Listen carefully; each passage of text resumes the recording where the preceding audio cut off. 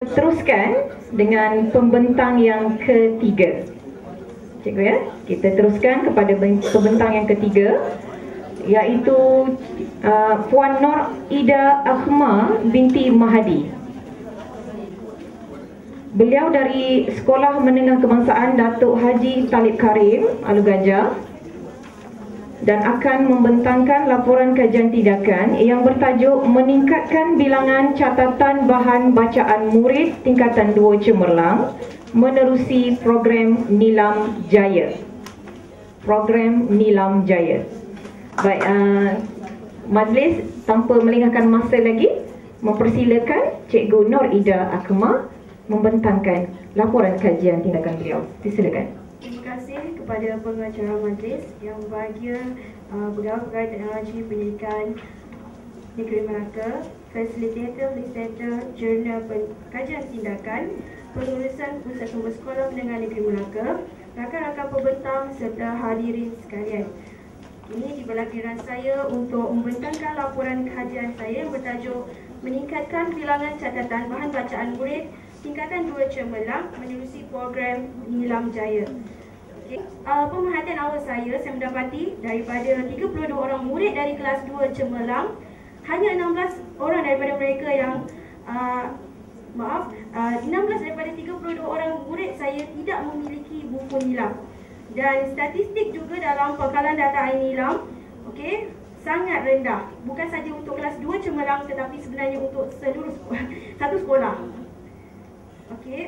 Seterusnya.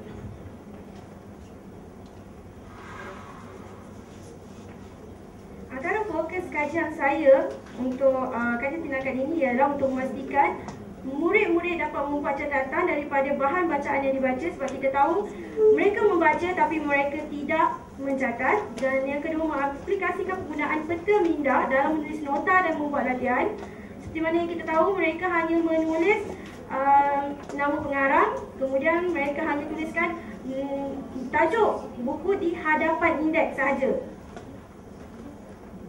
Dan yang ketiga adalah sebagai faktor penarik kepada murid daripada kelas lain untuk meningkatkan bilangan bahan bacaan.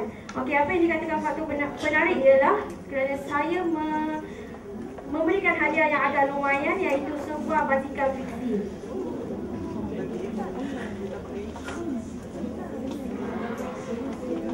Seterusnya ialah objektif kajian. Antara objektif kajian yang saya ingin capai ialah dari segi objektif umumnya untuk meningkatkan kekerapan murid untuk mencatat setiap bahan bacaan yang dibaca, yakni untuk membudayakan budaya mencatat. Yang penting apabila dia membaca, dia mesti mencatat. Dan objektif khususnya adalah untuk menambah bilangan catatan dalam buku nilam dan memupuk minat membaca dalam kalangan murid, membantu murid mendapat pengetahuan tambahan, bukan sekadar mencatat, tetapi dalam masa yang sama, catatan yang dibuat itu membantu mereka dari segi menulis karangan dan juga isi-isi penting yang terdapat dalam bahan bacaan mereka, iaitu dari segi kualiti bahan catatan mereka.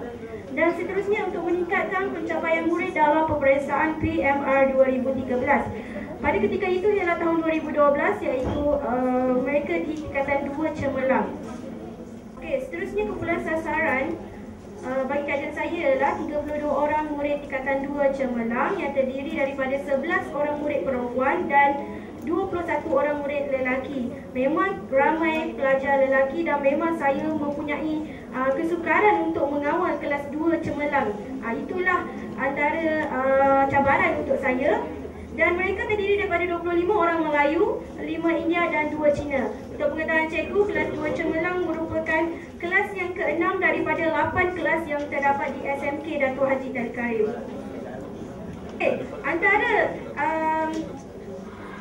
Antara pelaksanaan kajian yang saya lakukan ialah iaitu aktiviti-aktiviti yang saya lakukan. Yang pertama ialah pertandingan aku, nilam dan fiksi, yang mana saya mengeluarkan hadiah utama sebuah basikal fiksi yang akan diberikan pada hujung tahun kepada murid yang membaca dan mencatat melebihi 72 bacaan. Nampak macam mudah, 72 bahan bacaan.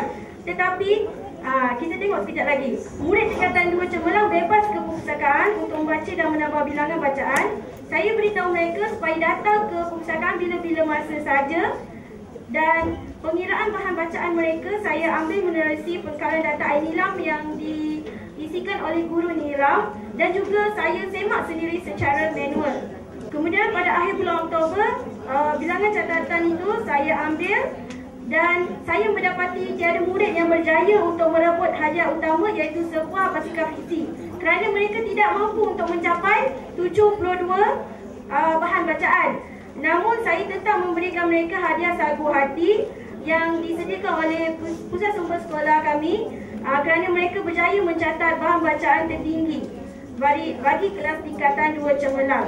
Okey, aktiviti yang kedua, untuk memastikan pertandingan aku Nilam dan fiksi itu berjaya, untuk memastikan pelaksanaan aku Nilam dan fiksi itu tadi berjaya, saya mengadakan atau mewujudkan R&R Nilam, iaitu rancang dan rujuk Nilam, iaitu yang mana semua bahan berkaitan Nilam seperti file kelas, buku Nilam murid dan juga bahan bacaan kepada murid diletakkan di satu ruang di perpustakaan. Okey, kemudian saya bukan sahaja mengadakan pertandingan tanpa bimbingan. Saya mengadakan pertandingan, saya mengadakan aktiviti rancang dan rujuk Nilam dengan membantu pelajar untuk membuat nota untuk yang saya gelarkan nota murni, iaitu mudah Nilam, supaya pelajar saya tahu bagaimana untuk menulis nota Nilam atau kata peta minda yang terdapat di dalam buku Nilam dengan mudah. Okey, dan refleksi kajian saya ialah murid-murid saya akhirnya memahami prosedur yang perlu dilakukan setiap kali berada di pusat sumber. Maksudnya di sini, apabila dia masuk ke pusat sumber untuk waktu Nilam, dia tahu dah. Okey, kena pergi ke tadi rancang dan rujuk Nilam. Di ruang rancang dan rujuk Nilam yang saya tunjukkan tadi. Mereka tahu mereka kena pergi situ, bukannya ambil buku di rak. Kemudian yang keduanya, murid semakin tekun untuk membaca dan mencatat setiap bacaan mereka ke dalam buku Nilam. Setiap kali mereka akan menulis, saya akan ingatkan dulu. Macam tadi, saya baru lepas bagi tahu mereka macam mana untuk masuk, saya akan ingatkan lagi. Setiap kali waktu Nilam itu. Sebab saya percaya mereka tidak akan ingat. Jadi setiap kali kelas saya akan ajar satu persatu. Saya akan ambil masa dalam lebih kurang 5 minit. Dan akhirnya, apa yang saya dapati di sini, murid-murid saya semakin berani untuk menghampiri dan bertanya kepada saya secara terus, dan, untuk pastikan mereka menulis catatan yang diperlukan di dalam buku Nilam mereka, sebab mereka tahu mereka akan dapat hadiah. Okey, ini adalah data jumlah catatan dalam buku Nilam murid sebelum dan selepas kajian. Saya memulakan kajian pada bulan Jun, iaitu bulan 6, dan pada bulan sebelum kajian, bulan 1 hingga bulan 5, hanya 5 untuk pelajaran yang pertama contohnya, hanya 5 bahan bacaan yang dibaca. Kemudian pada bulan 6 hingga bulan 10 bertambah 10 bahan bacaan, menjadikan jumlah bacaannya pada bulan 10 ialah 15. Okey, kalau diperhatikan di sini, kebanyakan pelajar saya akan membaca lebih banyak pada bulan 8 dan bulan 9, kerana pada waktu itu saya ada. Kerana saya bertugas, saya ingat lagi pada waktu ini saya bertugas sebagai JU untuk PBS, jadi saya tak ada di sekolah. Jadi akibat kekangan guru yang tidak ada di sekolah, maka mereka pun mempunyai nilai moral yang rendah untuk menulis.